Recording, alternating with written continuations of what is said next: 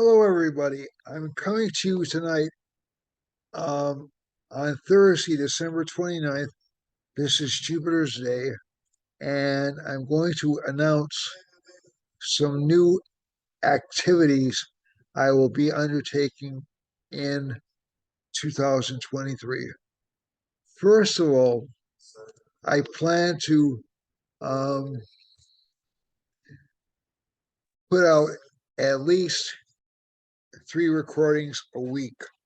And those will consist of not only my weekly chart analysis with new improved equipment, but also I will be talking on separate lectures, first about the framework of Vedic astrology for all people who want to learn more about this particular subject, also about some of the legends or backgrounds or formations of Vedic astrology, which will be also be featured in my upcoming book, and also in what the various planets, signs, nakshatras, harmonic charts mean in a basic birth chart. So this won't be a substitution for lessons, but maybe people who can't afford lessons can get something from this, or maybe people can add to their knowledge and use this in their daily lives. And I think one of the perspectives I have as kind of a not really an outsider, but an independent thinker is that people can pick up things on their own. People can learn things on their own. I don't necessarily ascribe to the school that one needs a formal teacher in order to learn things. For certain things, I think that's you um, that's wise. If you feel a need to have a formal teacher, I think it's wise. Or if things aren't clicking for you, studying on your own. But I truly have had very little formal education in Jyotish. And I say that unashamedly. I have learned from various teachers, obviously, but in terms of like spending a year with this teacher or 6 months with that teacher, that hasn't been my pattern. I picked up from a variety of teachers, and um, and I know a great many people who have followed that particular pathway, and they're extremely competent astrologers. And as a matter of fact, they learn extremely well and extremely quickly. Some people need a guide. I understand that. I'm not criticizing them if they do, but I'm also saying that it is possible to self-educate in virtually any subject, um, provided it isn't something super hyper technical like nuclear science or medicine. So this field has a variety of specialists in it. It has a variety of great teachers in it. It also has a variety of really smart people interested in learning it. And the pursuit of knowledge is really our birthright. However, we can attain that knowledge, if it be through legal means, if it be through um, ethical means, we should pursue it. And there is certainly enough information written and online that people can do a good job of learning for themselves. That doesn't mean I won't accept students. I certainly will. And I'm happy to teach. Uh, and, it is my great delight to teach Jyotish. But I will be providing more information for people through a variety of lectures and on the deeper meanings of Jyotish and also on the deeper meanings of the planets and the uh, the science, nakshatras, vargas, its special techniques, etc. The second thing that I want to say was I have one of the major interests I've always had in Jyotish, in addition to being able to predict the future, is also the promise of remedies that are contained in every chart, in every dialogue on Jyotish that I've seen. And these remedies go back to the earliest texts on Jyotish, books like Riyaparasha or Shastra. And I plan to run an entire series of lectures on remedies.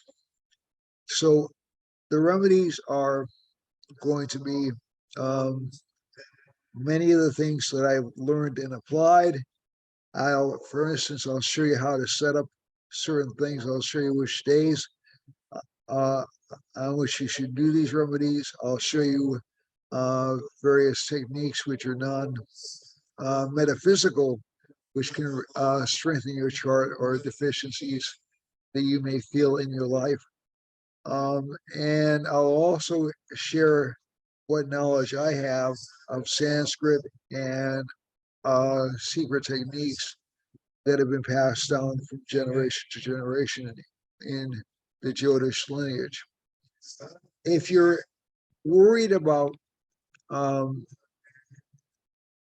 things like mispronouncing Sanskrit and calling up or fiddling with destiny or things like that, then you should not watch these particular lectures.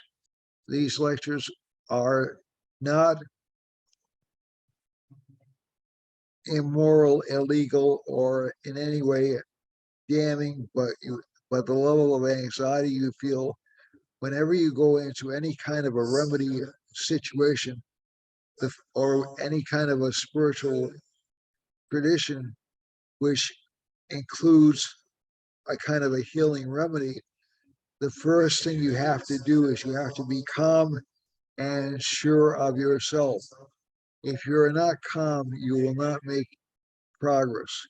You will essentially, and I speak from experience, you will essentially botch the remedy, botch what you're trying to achieve, and although you may have some good results, um, you'll find some way to sabotage yourself. So please, if you feel that you have any qualms about learning these secrets or these techniques, I actually don't think they're secrets. I think they're techniques which are hidden in plain sight, which we're a little bit too afraid of because we're told many people who get into these traditions are told it is your destiny to do X, Y, and Z. And the simple fact of the matter is destiny is being rewritten every moment we speak. So there is no such thing as there's a larger environment in which you're born. That's true.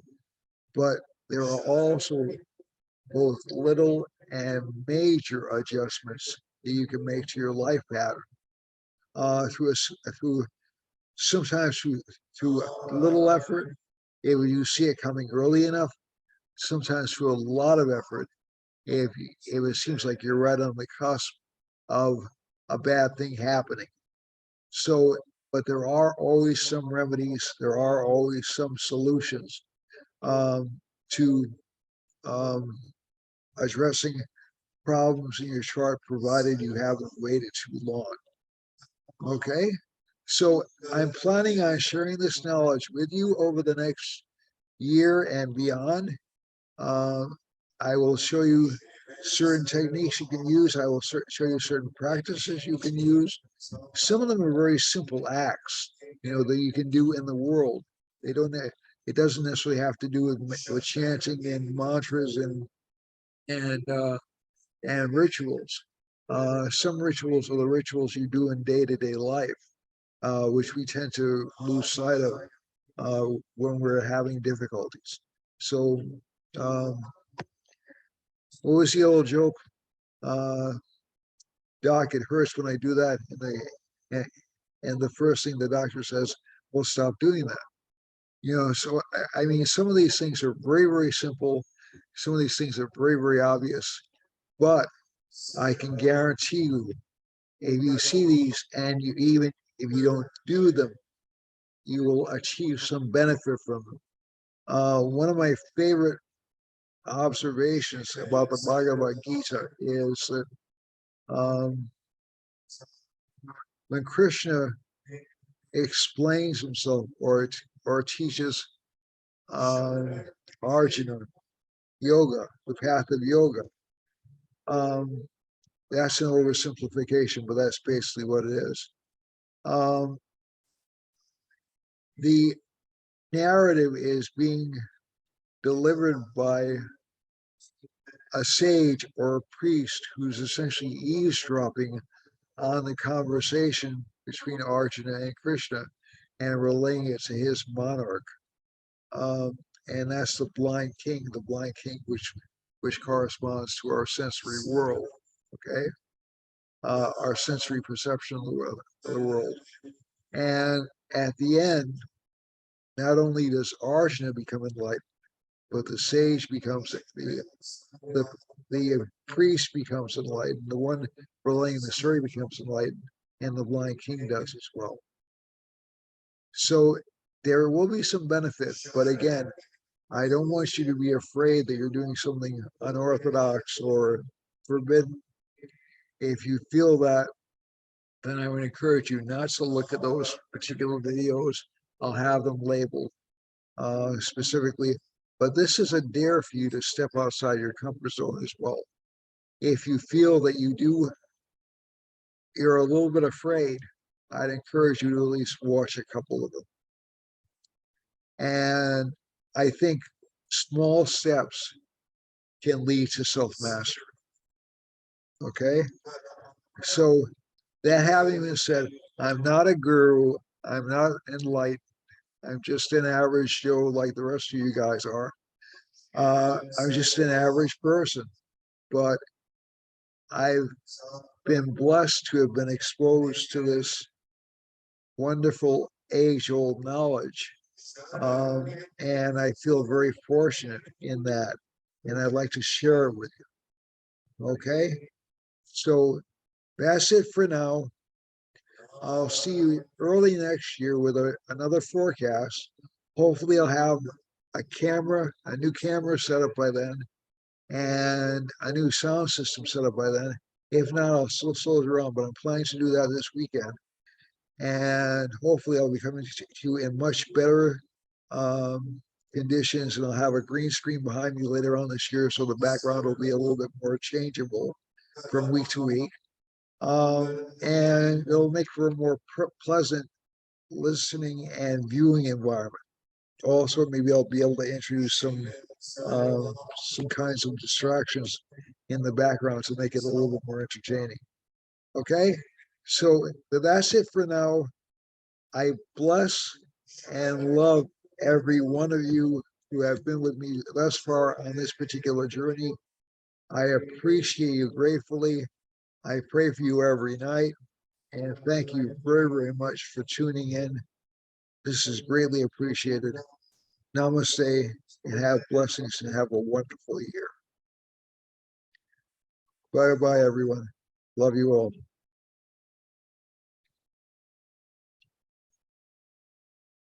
And that's it. So new things are coming. Always new things are coming. It's inevitable.